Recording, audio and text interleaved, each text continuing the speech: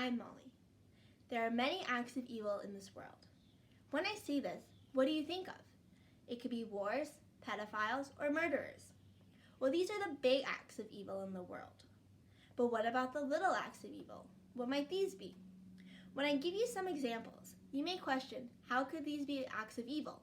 For example, gossiping about your friend, giving someone a dirty look because of what they said or look like, leaving your garbage in the park thinking someone else will get it, or it doesn't matter because it's just a little wrapper.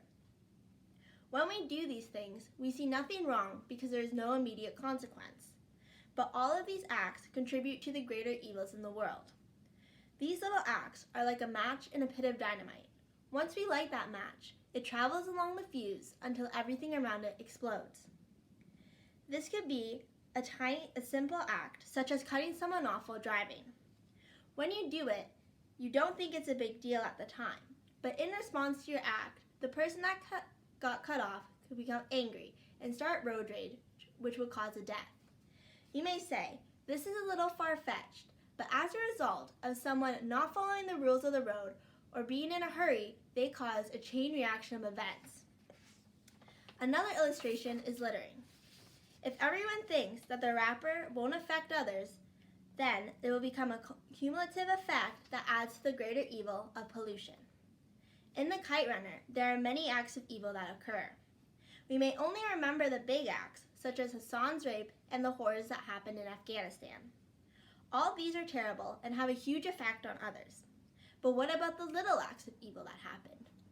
Amir has done many things to make him the villain in the story. The major one is he doesn't interfere with Hassan in the alley and leaves him to fend for himself. There are also the little acts that he does to contribute to his evil. When he would tease Hassan by making up the stories he read to him, because he knew Hassan would never know the difference. You may think, well, it's not that bad, because in the end, Hassan ended up loving the stories, and Amir found his passion for writing. Yes, that's super, but you can't forget the reason why Amir did it. He did it of his own pleasure, seeing Hassan's ignorance. He took advantage of Hassan's inability to read. This may not look like an evil act, but it added to Amir's guilt in the end. These little acts, at the time they were done, just seemed like games because there were no consequences. By participating in these acts, Amir was feeding into the bigger evil, discrimination. Amir used Hassan's ignorance to enhance his superiority. As a result, Hassan paid the price. Amir followed the social norm by treating Hazras badly and using his higher status in education to bring others down. Amir put a barrier between him and Hassan because of their differences, and Amir wasn't able to be truly Hassan's friend. Amir used his social status and education to tear Hassan down without thinking twice because it was just his game.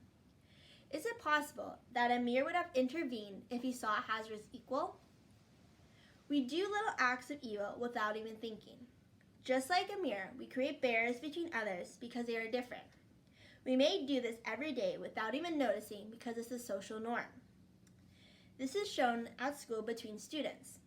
It could happen between anyone because they think they are less or because of the way they act. For example, the special ed students. We put barrier between ourselves and them because we see ourselves more ahead than they are. We may make fun of them because of the way they act or speak, and at the time, we don't think anything of it. But by doing this, we contribute to the bigger idea, the larger act of evil, that we are better than others because of the abilities they are given. I have experienced this firsthand with a girl in one of my classes. She was in a special ed class, and she was nice and would always make me laugh. But she would always ask the teacher the same question over and over. It's not her fault that she didn't understand, but when she would do this, I would look around and I could see that other students were getting annoyed. By doing this and making weird faces, they fed into the discrimination of others. Even if you think no one will see me because I'm at the back of the room, and if everyone thinks this, it will then add up to the greater evil. By building barriers between each other, we bring each other down and we can't fight against this evil. In order to take out this evil, we need to stamp out the spark before it spreads like wildfire. Each of us need to consider the outcome of our actions. I want you to consider the little acts that you have done and how they have impacted evil. I challenge you to join me and extinguish the spark of evil.